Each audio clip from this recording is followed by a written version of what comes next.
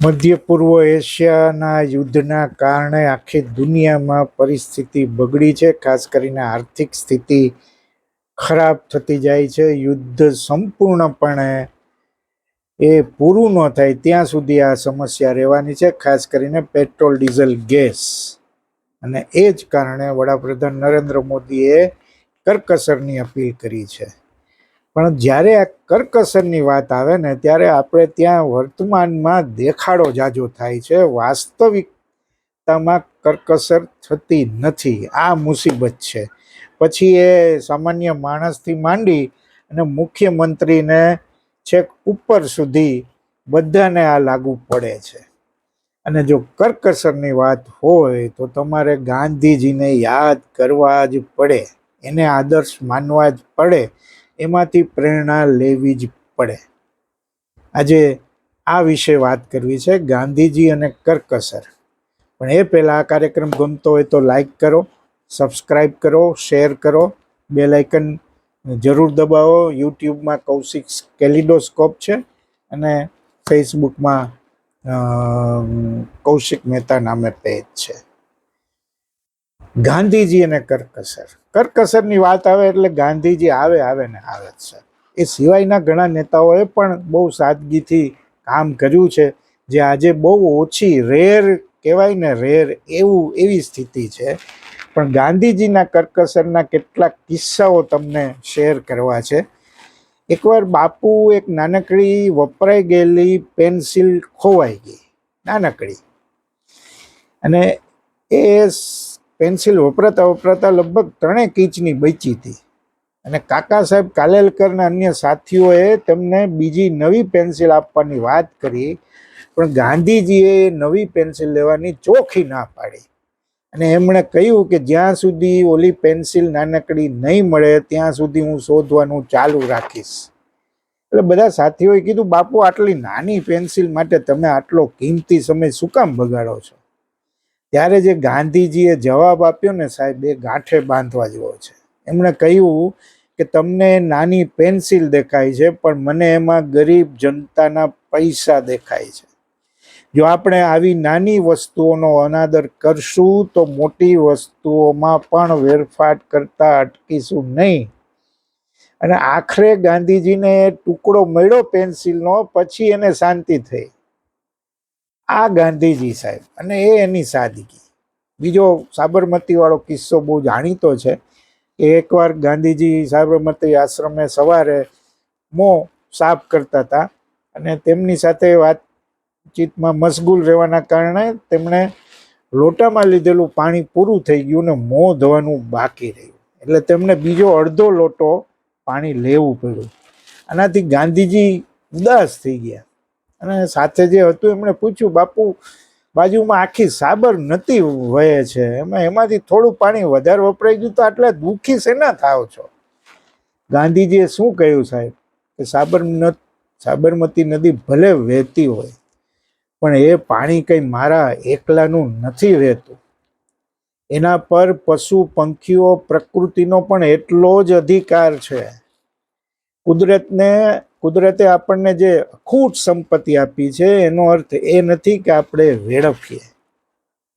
આ સાહેબ આ કેવડો મોટો સંદેશ છે. અને આપણે પાણી વેડફતા ફળિયા ધોવામાં પાણી કેટલું વેડફી નાખીએ છીએ.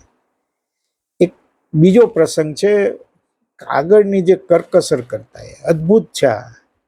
ગાંધીજી પાસે જ્યારે જેલમાં હતા ને આમ પણ એમની પાસે દેશ વિદેશમાંથી સેંકડો પત્ર આવતા અને એ કાગળ એ જમાનામાં કિંમતી ગણાતો. એટલે પત્ર વાંચી ફેંકી દેવાના બદલે એનો જે કોરો ભાગ હોય ને એ ફાડી લેતા અને પરબીડિયું જે હોય, કવર જે હોય એને ફાડી અને ઊંધું કરી નાખે. એટલે એ બીજી વાર પાછું વાપરવામાં કામ લાગે. અને એટલું જ નહીં, ટપાલ ટિકિટો પાછળની કોરી જગ્યા પણ એ છોડતા નહીં. તેમનું માનવું એમ હતું, સીધી સાદી વાત, કે કાગળનો ઉપયોગ થઈ શકે તેમ હોય તો કચરા પેટીમાં નાખવો એ દેશની સંપત્તિનો દ્રોહ છે. આજે સાહેબ ડિજિટલ ટેકનોલોજી આવ્યા છતાં પણ આપણે કાગળનો બેફામ દુરુપયોગ કરીએ છીએ, બેફામ વપરાશ કરીએ છીએ, ત્યારે આ ગાંધીજીની વાત ધ્યાને લેવા જેવી છે. અને ખાદી અને ટૂંકા વસ્ત્રોની જે વાત છે, અને દક્ષિણ ભારતના પ્રવાસે બહુ જાણીતો પ્રસંગ છે, ને એમણે સ્ત્રીઓની ફાટેલી સાડી પહેરીને જોયું કે એમની પાસે પૂરતા કપડાં નથી, અને પછી ગાંધીજીએ માત્ર એક ટૂંકી ધોતી પહેરવાનો નિર્ણય કર્યો, અને એમણે ગણતરી માંડી કે દરેક નાગરિક પોતાના કપડાની લંબાઈ થોડી ઓછી કરી નાખે તો દેશમાં કાપડની અછત વર્તાશે નહીં અને ગરીબો સુધી કપડાં પહોંચશે.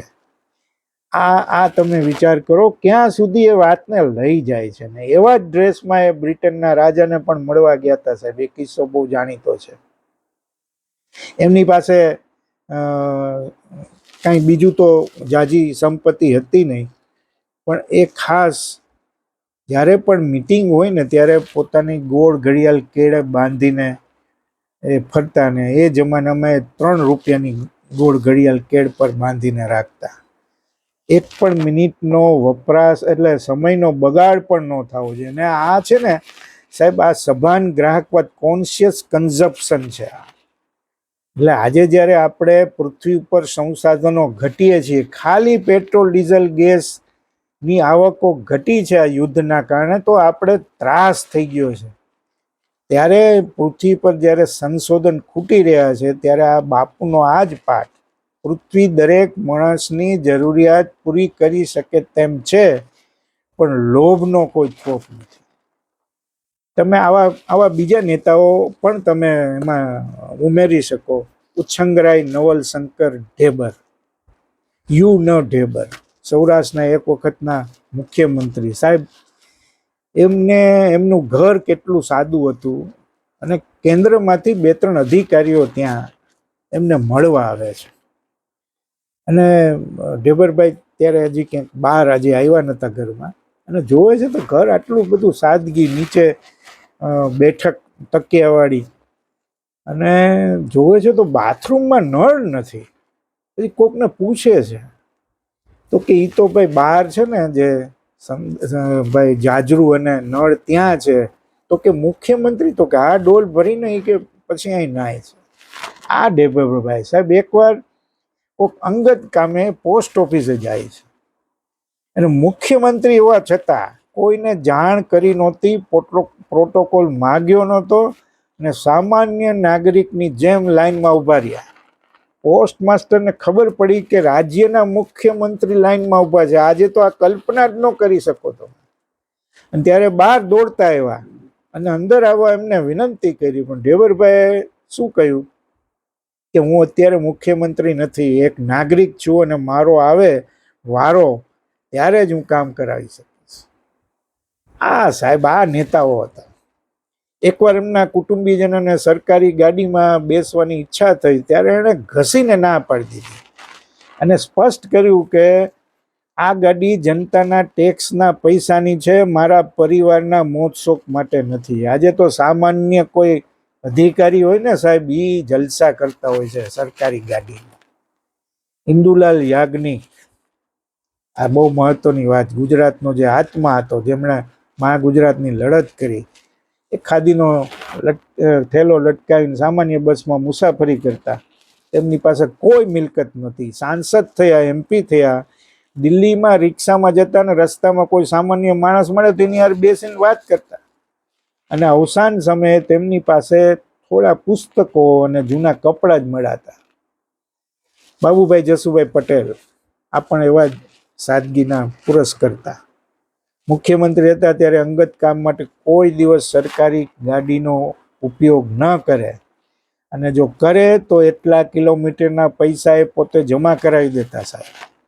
હંમેશા હાથમાં એક નાની ડાયરી રાખતા, અને એક પૈસાનો એમાં હિસાબ રાખતા. લાલ બહાદુર શાસ્ત્રી એ તો સાદગીના પર્યાય જ ગણાતા હતા. અને એકવાર એમની પત્નીએ જોયું કે શાસ્ત્રીજીના કુર્તાની કોણી ફાટેલી છે, એટલે એમણે નવું કુર્તું લેવાનું વાત કરી. શાસ્ત્રીજીએ હસીને કહ્યું કે દેશમાં કરોડો લોકો પાસે પૂરતા કપડાં નથી, હું શા માટે નવા લઉં? આને અંદરથી તું રફુ કરાવી દે એટલે ચાલશે.